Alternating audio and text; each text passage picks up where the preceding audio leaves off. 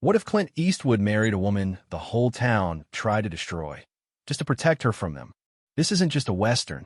It's a war between a silent town, a brutal past, and a man who draws his gun not for vengeance, but for love.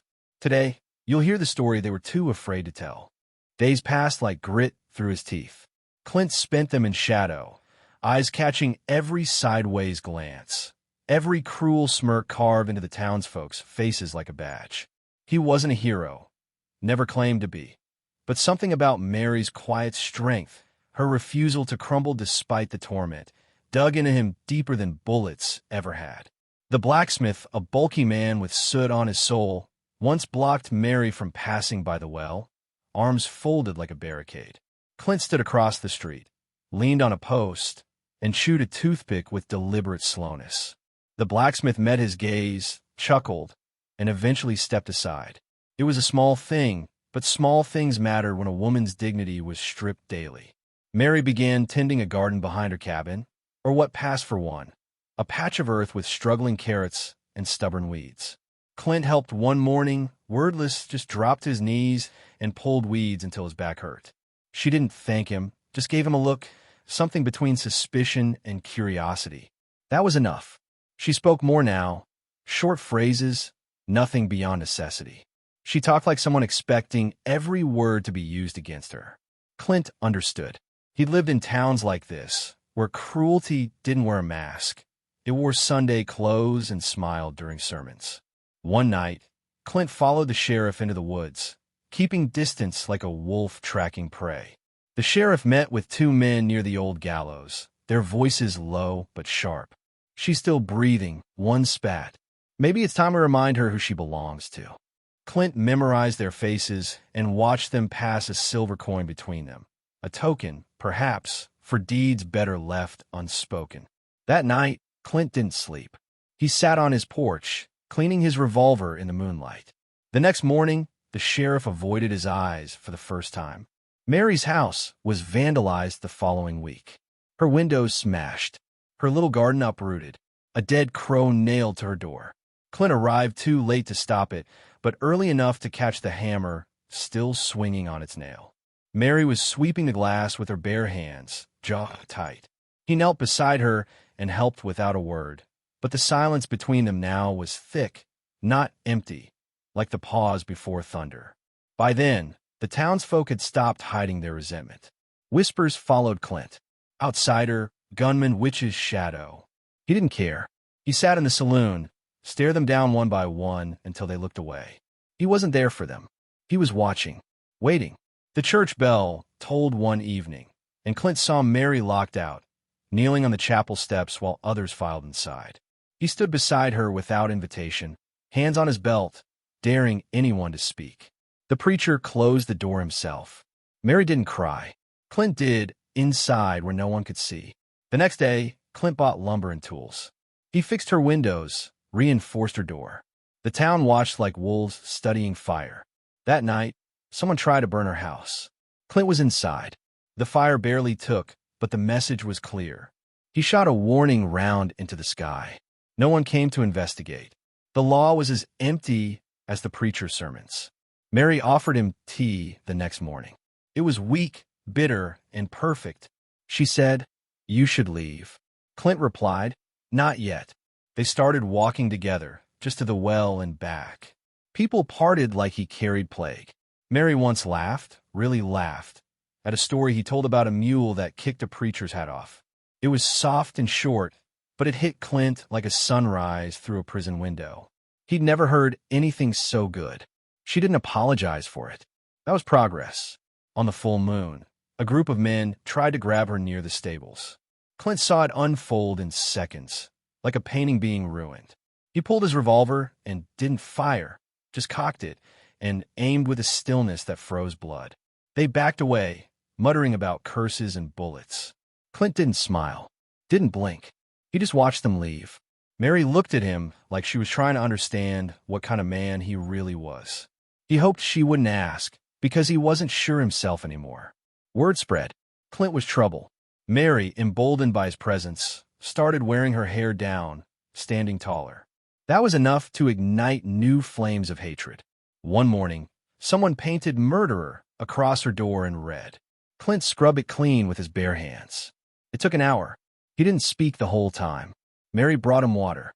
He didn't drink it, just poured it on the stain until it was gone. The town grew quieter, like an animal unsure if it could still get away with biting. Clint had disrupted something, not with bullets, but with presence, with defiance. They couldn't hurt her without knowing someone was watching. That terrified them more than guilt. Clint wasn't just fighting for Mary now. He was preparing for a reckoning. He readied himself not for justice. The town didn't deserve the word, but for correction. And as Mary stood one morning beside him at her gate, her hand brushing his without fear, Clint Eastwood knew something had changed. Not just in the town, not just in her, but in him. The tension in Gray Butte had thickened like gun smoke in a tight saloon. Clint Eastwood, once a stranger, had become a symbol of defiance, of interruption, of danger. He hadn't drawn blood, but in a town where cruelty had gone unchallenged for years, his mere refusal to look away was its own form of war. People started speaking his name with a bite, as though he were an infection spreading through their tidy little sickness. But Clint didn't care about their whispers. His eyes were fixed on Mary Whitlock and the slow, painful rebuilding of her spirit. Her bruises faded, her walk straightened, but her fear didn't vanish. It hovered at the edge of every sunrise, because fear, when trained over years, doesn't leave, it waits to be justified. The sheriff called Clint into his office one hot afternoon. Dust clung to the air like it had nowhere else to go. The sheriff leaned back in his chair, boots on his desk, a toothpick turning slow in his mouth. "You got a soft spot for that widow," he said, not asking. Clint said nothing. "I ain't here to judge, but we've got a balance here. Town works the way it does for a reason." Clint met his eyes and said, "That reason seems rotten." The sheriff's smile faded. "We've had peace," he growled. "A peace built on fear," Clint replied. "That's not peace. That's just quiet cruelty." The sheriff stood, hand drifting near his holster. "You're making things hard, Eastwood. People are angry. Maybe you ought to ride on before it gets worse." Clint tipped his hat low, turned to the door, and said over his shoulder, "Let it get worse." It did. That night, someone tried to kill Mary. They broke into her house with a blade in hand and hell in their eyes. Clint had been sleeping in a chair by the fire and woke at the sound of the latch. The man never made it past the threshold. Clint hit him with the barrel of his Colt, hard enough to send teeth across the floor like dice. The man whimpered, bleeding, and Clint dragged him out into the street, threw him into the dust, and fired a shot into the air. Doors cracked open. Faces peeked out. "This man came for a woman in her bed," Clint growled. "You call her cursed, but I call you cowards." No one answered. The sheriff arrived 10 minutes later, looked at the blood, looked at Clint, and said, "You should have let the law handle it." Clint holstered his gun slow. The law's been on vacation. The next morning, Mary found her porch covered in ashes. Not fire ashes, paper. Bibles torn and burned. A message, twisted and cruel. She knelt and gathered them, hands trembling. Clint took them from her and threw them into the wind. "They want you scared," he said. "Let them be the ones to fear." That day, he went to the church. The preacher was polishing the altar when Clint entered, spurs clicking like thunder in a tomb. "You've let this town use your God like a weapon," Clint said. "You want fire and brimstone? Keep hiding behind Scripture while they beat a woman half to death. But don't call it holy." The preacher didn't answer, just stared at the floor. Clint walked out and never stepped back inside. The town tried to isolate them. Storekeepers refused to sell Mary anything. Clint bought her supplies instead. Men spat near her feet. Clint stared them down until they left. Children were told not to look at her. Clint taught one to read anyway. A girl named Ellie who giggled when Mary smiled. That smile had become more frequent, more solid. Clint wasn't saving her. She was saving herself. He was just standing in the way of those who try to stop her. But tension only builds for so long before it snaps. It happened during the town's annual day of rest. A sick irony for a place that had long surrendered any soul worth redeeming. Mary walked to the well in a white dress, worn and patched but clean, her hair braided. She looked like peace in human form. That enraged them. A group of men and women, faces masked with scarves and shame, gathered around her. They started shouting, "Or, witch, murderer!" Stones flew. One hit her temple. Blood bloomed like a rose. Clint heard the commotion from the saloon. When he stepped outside and saw her on her knees, cradling her head, something inside him broke. Not like glass, but like thunder. He didn't speak. He walked into the center of the square and drew his revolver, firing once into the air. "Anyone who throws another stone answers to me," he said. Silence fell like a blanket. "You want to call her cursed? Look around.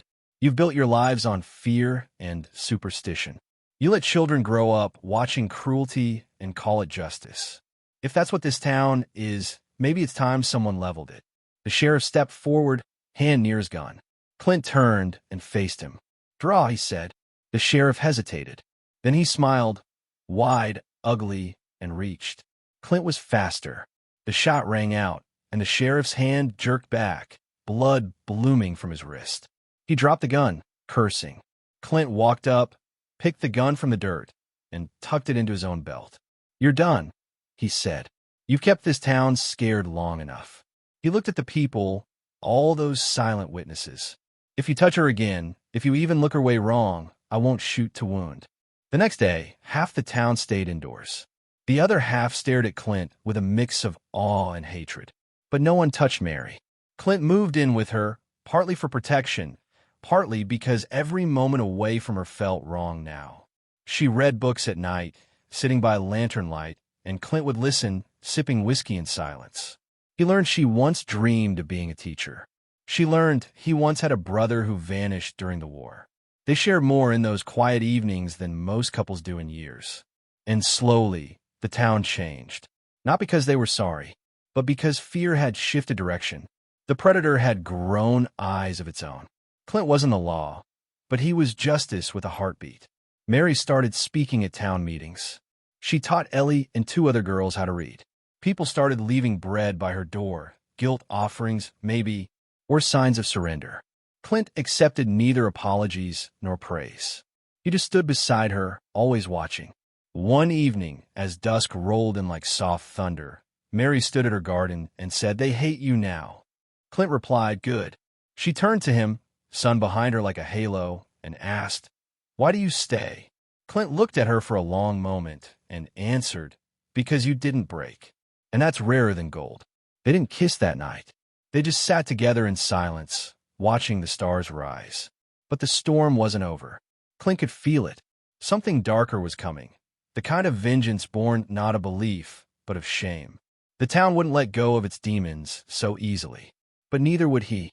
Morning came heavy over Gray Butte, casting long shadows that moved like regrets across the dusty streets. Clint Eastwood stood on Mary's porch, watching the sun rise through the distant hills, the silence too sharp to be peaceful. Something was wrong. He felt it in the twitch of the wind, in the way the birds didn't sing. Mary emerged beside him, her hand brushing his. Neither spoke, but both knew the town wasn't finished. A beast doesn't die with one wound. It limps, it hides, it waits. Clint had seen it before in other places, in other men, pride masquerading as justice, vengeance posing as order. By mid-morning, they came. 4 riders, dust trailing like fire behind them, faces half-covered and rifles slung low. They weren't from town. Outsiders, hired no doubt by what remained of the sheriff's loyal few. The wounded animal had called for help. The men didn't speak when they rode past the saloon, but their eyes found Clint instantly. He stood in the street, hat low, thumb brushing the edge of his gun belt. Mary watched from behind the curtain. She knew what this meant. So did Clint. They didn't strike that day. They circled instead, like vultures, appearing on rooftops and at alley mouths, always watching. The town pretended not to notice. Clint saw through the charade. These were men who had killed before. You could smell it on them. That night, he oiled his gun, checked his rounds, and sat on the porch until dawn. Mary brought him coffee, hands steady despite the storm building in her eyes. "They won't stop," she said. Clint nodded. "Neither will I." The standoff lasted 3 days. On the 4th, they moved. Clint was in the market when he heard the scream. "Mary!" He dropped his sack and ran, boots thudding against the boards like war drums. One of the gunmen had forced his way inside her home. Another stood at the gate, rifle drawn. Clint didn't slow. He shot the gate guard without hesitation, one shot through the heart, then kicked in the door. Inside, Mary had already drawn blood, a broken bottle in her hand, the attacker's cheek torn open. Clint shot him through the shoulder, sent him spinning into the wall. It wasn't over. A third man appeared at the window, rifle aimed. Clint tackled Mary, glass shattering above them. The bullet missed, but the message didn't. They weren't just trying to kill. They were trying to erase. Clint pulled Mary up and handed her his spare pistol. You remember how I showed you to use it? She nodded, hands trembling but eyes steady. Then stay behind me. They fought their way out. The third man tried to intercept them at the barn. Clint shot the horse beneath him. The man never got up. They reached the center of town as townsfolk poured out, finally unable to pretend neutrality. The fourth gunman appeared atop the saloon with a scoped rifle. Clint dragged Mary into cover behind a water trough. Bullets cracked wood and stone. Then silence. One shot left. Clint took a breath, leaned out, and fired. The man dropped like a puppet with its strings cut. When the smoke cleared, Clint stood, helping Mary to her feet. Blood ran down his arm, a graze, but he ignored it. The townspeople stared, not with hatred this time, but with something closer to shame. Clint looked at them, eyes sharp. You brought them, he said. You paid for violence because you couldn't accept peace. No one answered. You let a woman suffer for years because it made you feel powerful. Now look where it's brought you. Mary stepped forward, blood on her blouse and a pistol in her hand. You call me cursed, she said, voice strong. But I survived. I stood when others hid. I bled and healed and stood again. That's not a curse. That's strength. The silence stretched long and deep. Then Ellie, the little girl Mary had taught, stepped forward. She carried a flower, wilted but bright, and placed it at Mary's feet. You're the bravest person I know, she said. Mary knelt, tears in her eyes, and embraced her. That simple gesture cracked something in the town. One by one, people stepped forward, not to apologize, but to acknowledge. Heads bowed. Eyes softened.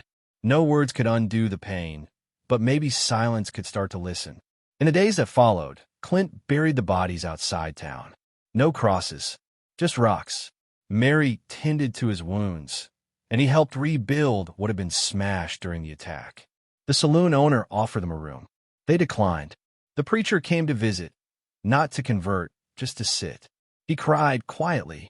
Clint let him. Mary forgave him, not with words, but with a cup of tea and a seat by the fire. A week passed, then another. On a bright afternoon, with the sun high and the town still for once, Clint asked Mary to take a walk. They went to the hill behind her home, where the sky stretched wider than any grudge could last. He held something in his hand. Not a ring. Not yet, just a simple leather cord. I've lived a long time, he said, voice gravel and wind. Seen too much. Lost more than I kept.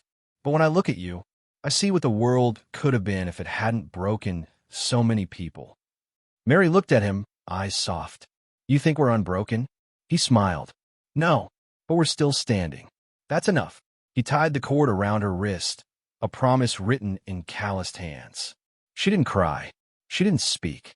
She just took his hand and walked with him back into town. A month later, they stood in the chapel. The preacher officiated, voice trembling but clear. Clint wore black. Mary wore white. The pews were full, even if the air still carried ghosts. When the vows were said and the kiss was done, the town held its breath, waiting, perhaps, for lightning. But none came. Instead, the rain did. Soft, clean, and rare. The town began to change. Slowly, because wounds take time. But Clint and Mary, now Mr. and Mrs. Eastwood, became something like a spine for Gray Butte. Not saints, just reminders of what it meant to endure, to protect, to love, even after ruin. They planted a tree behind their home. Ellie watered it every day. Years later, people would speak of them not as a myth, but as a memory that mattered. And in a town once defined by silence, you could finally hear something else. Laughter and hope.